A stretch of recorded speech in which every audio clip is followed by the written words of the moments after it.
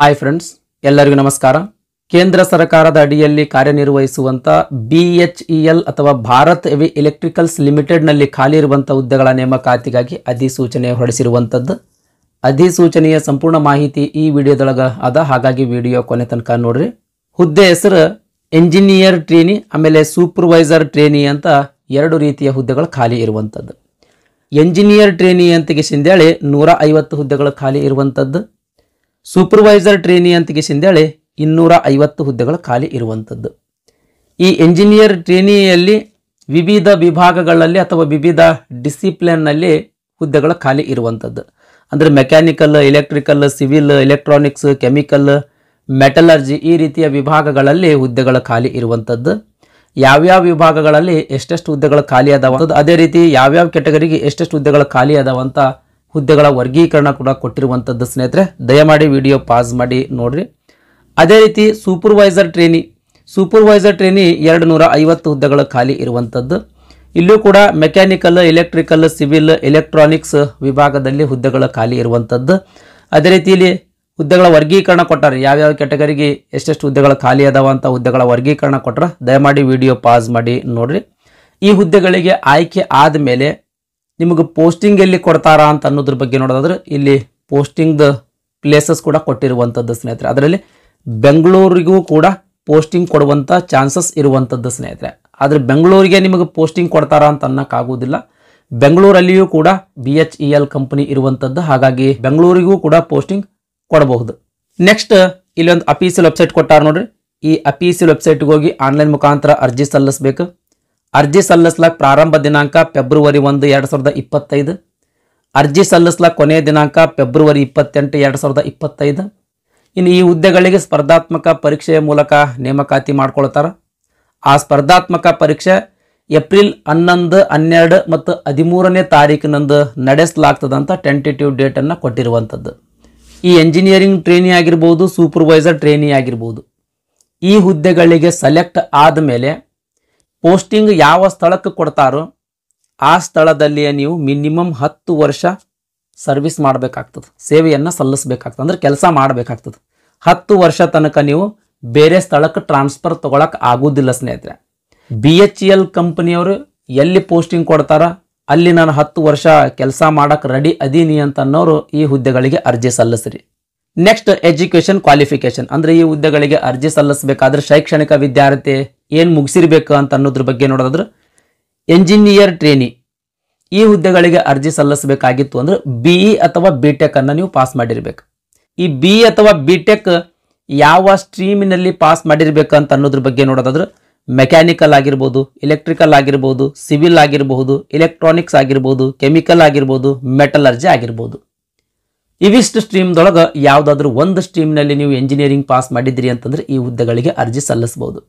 ಇಲ್ಲೇನು ಸ್ಟ್ರೀಮ್ ಕೊಟ್ಟಾರಲ್ರಿ, ಈ ಸ್ಟ್ರೀಮಿಗೆ ಇಕ್ವಿಲೆಂಟ್ ಆಗಿರುವಂತಹ ಸ್ಟ್ರೀಮಿನಲ್ಲಿ ಎಂಜಿನಿಯರಿಂಗ್ ಪಾಸ್ ಮಾಡಿದ್ರು ಕೂಡ ನೀವು ಅರ್ಜಿ ಸಲ್ಲಿಸಬಹುದು. ಅಂದ್ರೆ ಇಕ್ವಿಲೆಂಟ್ ಆಗಿರುವಂತಹ ಸ್ಟ್ರೀಮ್ಗಳು ಯಾವ್ಯಾವು ಅಂತ ಅನ್ನೋದ್ರ ಬಗ್ಗೆ ನೋಡೋದಾದ್ರೆ ಇಲ್ಲಿ ಕೊಟ್ಟಿದ್ದಾರೆ ನೋಡಿ ಸ್ನೇಹಿತರೆ. ಮೆಕ್ಯಾನಿಕಲ್ ವಿಭಾಗದ ಎಂಜಿನಿಯರಿಂಗ್ ಟ್ರೈನಿಂಗ್ ಹುದ್ದೆಗಳಿಗೆ ಅರ್ಜಿ ಸಲ್ಲಿಸಬೇಕಾಗಿತ್ತು ಅಂತಂದ್ರೆ ಇವಿಷ್ಟು ಸ್ಟ್ರೀಮ್ದೊಳಗೆ ಯಾವುದಾದ್ರೂ ಒಂದು ಸ್ಟ್ರೀಮಿನಲ್ಲಿ BE ಅಥವಾ BTech ನೀವು ಏನಾದರೂ ಪಾಸ್ ಮಾಡಿದ್ರಿ ಅಂತಂದ್ರೆ ಅರ್ಜಿ ಸಲ್ಲಿಸಬಹುದು.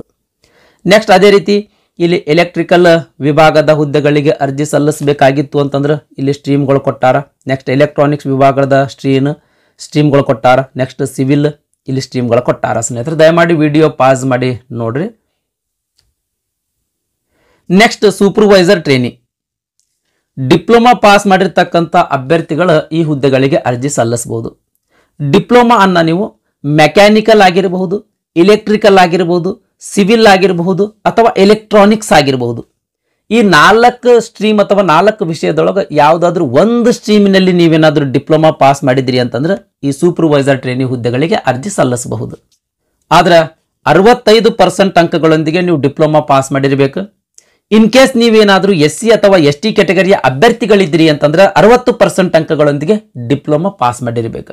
ನೆಕ್ಸ್ಟ್ ಎಂಜಿನಿಯರಿಂಗ್ ಟ್ರೈನಿಂಗ್ ಹುದ್ದೆಗಳಿಗೆ ಅರ್ಜಿ ಸಲ್ಲಿಸಬೇಕಾದ್ರೆ BE ಅಥವಾ BTech ಪಾಸ್ ಮಾಡಿರಬೇಕು ಅಂತ ಹೇಳಿದೆ. ಇನ್ ಕೇಸ್ ನೀವೇನಾದ್ರೂ ಡಿಗ್ರಿದು ಫೈನಲ್ ಸೆಮ್ನಲ್ಲಿ ಓದುತ್ತಿದ್ರಿ ಅಂತ ತಿಳ್ಕೊಳ್ರಿ, ಅಂದ್ರೂ ಕೂಡ ನೀವು ಅರ್ಜಿ ಸಲ್ಲಿಸ್ಲಾಕ್ ಎಲಿಜಿಬಲ್ ಇರ್ತೀರಿ. ಆದ್ರೆ ನೀವೊಮ್ಮೆ ಈ ಹುದ್ದೆಗೆ ಶಾರ್ಟ್ ಲಿಸ್ಟ್ ಆಗಿ ಇಂಟರ್ವ್ಯೂಗೆ ಆಯ್ಕೆ ಆದ್ರಿ ಅಂತ ತಿಳ್ಕೊಳ್ರಿ, ಇಂಟರ್ವ್ಯೂ ಸಮಯದಲ್ಲಿ ಡಾಕ್ಯುಮೆಂಟ್ ವೆರಿಫಿಕೇಶನ್ ಇರ್ತದ. ಆ ಡಾಕ್ಯುಮೆಂಟ್ ವೆರಿಫಿಕೇಶನ್ನ ಸಮಯದಲ್ಲಿ ಡಿಗ್ರಿ ಪಾಸ್ ಆಗಿರ್ತಕ್ಕಂಥಕ್ಕೆ ಸಂಬಂಧಿಸಿದಂಗ ಪಾಸಿಂಗ್ ಸರ್ಟಿಫಿಕೇಟ್ ಅನ್ನು ನೀವು ಸಬ್ಮಿಟ್ ಮಾಡಬೇಕಾಗ್ತದೆ. ಈ ಇಂಟರ್ವ್ಯೂ ಜೂನ್ 1, 2025ರಂದು ನಡೆಸಲಾಗ್ತದೆ ಅಂತ ಒಂದು ಟೆಂಟೇಟಿವ್ ಡೇಟ್ ಅನ್ನ ಕೊಟ್ಟಿರುವಂಥದ್ದು. ಈ ಜೂನ್ 1, 2025ರ ಒಳಗಾಗಿ ನೀವು ಡಿಗ್ರಿ ಪಾಸ್ ಮಾಡಿರ್ಬೇಕು. ನೆಕ್ಸ್ಟ್ ವಯೋಮಿತಿ ಬಗ್ಗೆ ನೋಡೋದಾದ್ರೆ ಅರ್ಜಿ ಸಲ್ಲಿಸಬೇಕಾಗಿತ್ತು ಅಂದ್ರೆ ಕನಿಷ್ಠ 18 ವರ್ಷ ವಯಸ್ಸಾಗಿರ್ಬೇಕು. ಗರಿಷ್ಠ 27 ವರ್ಷ ಮೀರಿರಬಾರ್ದು. ಗರಿಷ್ಠ 27 ವರ್ಷ ಮೀರಿರಬಾರ್ದು. ಆ 27 ವರ್ಷ ವಯೋಮಿತಿಯ ಮೇಲೆ ಇನ್ ಅಡಿಷನ್ ಆಗಿ ಏಜ್ ರಿಲ್ಯಾಕ್ಸೇಷನ್ ಕೂಡ ನೀಡಲಾಗ್ತದೆ. SC ಅಥವಾ ST ಕ್ಯಾಟಗರಿ ಅಭ್ಯರ್ಥಿಗಳಿಗೆ 5 ವರ್ಷ, OBC ಕ್ಯಾಟಗರಿಯ ಅಭ್ಯರ್ಥಿಗಳಿಗೆ 3 ವರ್ಷ, ಅಂಗವಿಕಲ ಅಭ್ಯರ್ಥಿಗಳಿದ್ರಿ ಅಂತ ತಿಳ್ಕೊಂಡ್ರೆ ಅದರಲ್ಲಿಯೂ ಕೂಡ ಸಾಮಾನ್ಯ ವರ್ಗಕ್ಕೆ ಸೇರಿದ ಅಂಗವಿಕಲ ಅಭ್ಯರ್ಥಿ ಇದ್ರೆ 10 ವರ್ಷ, OBC ಕ್ಯಾಟಗರಿಗೆ ಸೇರಿದ ಅಂಗವಿಕಲ ಅಭ್ಯರ್ಥಿ ಇದ್ರೆ 13 ವರ್ಷ, SC ಅಥವಾ ST ಕ್ಯಾಟಗರಿಗೆ ಸೇರಿದ ಅಂಗವಿಕಲ ಅಭ್ಯರ್ಥಿ ಇದ್ರೆ 15 ವರ್ಷ. ನೆಕ್ಸ್ಟ್ ಇನ್ನು ಮಾಜಿ ಸೈನಿಕರಿಗೆ ಗವರ್ಮೆಂಟ್ ರೂಲ್ ಪ್ರಕಾರ ಇವರಿಗೂ ಕೂಡ ಏಜ್ ರಿಲ್ಯಾಕ್ಸೇಷನ್ ನೀಡಲಾಗ್ತದೆ ಸ್ನೇಹಿತರೆ. ಈ ರೀತಿ ಗರಿಷ್ಠ ವಯೋಮಿತಿಯ ಮೇಲೆ ಇನ್ ಅಡಿಷನ್ ಆಗಿ ಏಜ್ ರಿಲ್ಯಾಕ್ಸೇಷನ್ ನೀಡುವಂಥದ್ದು.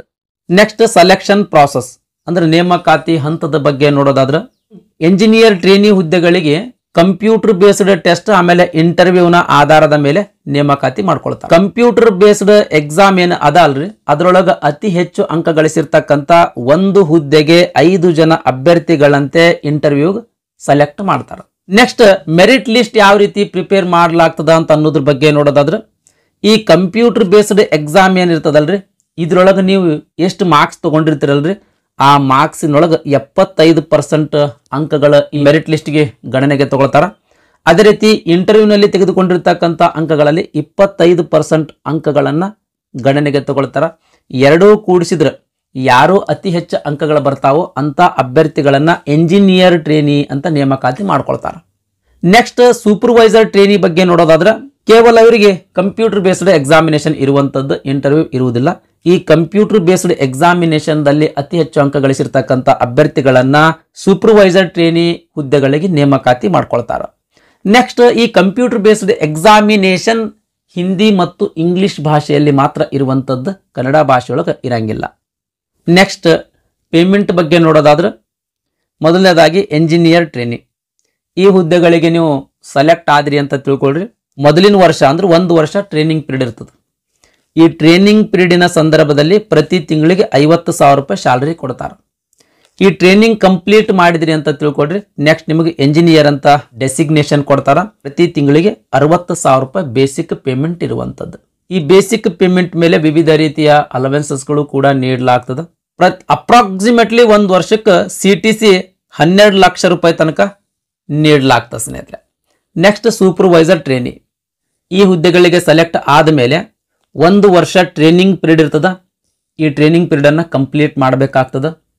ಈ ಟ್ರೈನಿಂಗ್ ಪೀರಿಯಡಿನ ಸಂದರ್ಭದಲ್ಲಿ ಪ್ರತಿ ತಿಂಗಳಿಗೆ 32,000 ರೂಪಾಯಿ ಬೇಸಿಕ್ ಪೇಮೆಂಟ್ ನೀಡಲಾಗ್ತದೆ.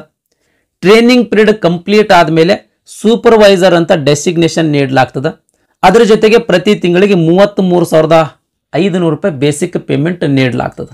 ಅಪ್ರಾಕ್ಸಿಮೇಟ್ಲಿ 1 ವರ್ಷಕ್ಕೆ CTC 7.5 ಲಕ್ಷ ರೂಪಾಯಿ ನೀಡಲಾಗ್ತದೆ ಸ್ನೇಹಿತರೆ. ನೆಕ್ಸ್ಟ್ ಅರ್ಜಿ ಶುಲ್ಕದ ಬಗ್ಗೆ ನೋಡೋದಾದ್ರೆ ಸಾಮಾನ್ಯ EWS OBC ಕ್ಯಾಟಗರಿ ಅಭ್ಯರ್ಥಿಗಳಿಗೆ 1,072 ರೂಪಾಯಿ, SC ST ಅಂಗವಿಕಲ ಮತ್ತು ಮಾಜಿ ಸೈನಿಕ ಅಭ್ಯರ್ಥಿಗಳಿಗೆ 472 ರೂಪಾಯಿ ಅರ್ಜಿ ಶುಲ್ಕ ಇರುವಂತದ್ದು. ಇದಿಷ್ಟು BHEL ಅಥವಾ ಭಾರತ್ ಹೆವಿ ಎಲೆಕ್ಟ್ರಿಕಲ್ಸ್ ಲಿಮಿಟೆಡ್ ನಲ್ಲಿ ಖಾಲಿ ಇರುವಂತಹ ಹುದ್ದೆಗಳ ನೇಮಕಾತಿಗಾಗಿ ಹೊರಡಿಸಿರುವಂತಹ ಅಧಿಸೂಚನೆಯ ಮಾಹಿತಿಯಾಗಿತ್ತು. ಈ ವಿಡಿಯೋ ನಿಮಗೆ ಇಷ್ಟ ಆಗಿತ್ತು ಅಂದ್ರೆ ದಯಮಾಡಿ ಲೈಕ್ ಬಟನ್ ಮೇಲೆ ಪ್ರೆಸ್ ಮಾಡ್ರಿ. ಅದೇ ರೀತಿ ನಿಮ್ಮ ಫ್ರೆಂಡ್ಸ್ಗೂ ಕೂಡ ಶೇರ್ ಮಾಡ್ರಿ ಅಂತ ವಿನಂತಿಸಿಕೊಳ್ತಾ ಇವತ್ತಿನ ವಿಡಿಯೋ ಮುಗಿಸ್ತಾ ಇದ್ದೀನಿ. ಧನ್ಯವಾದಗಳು.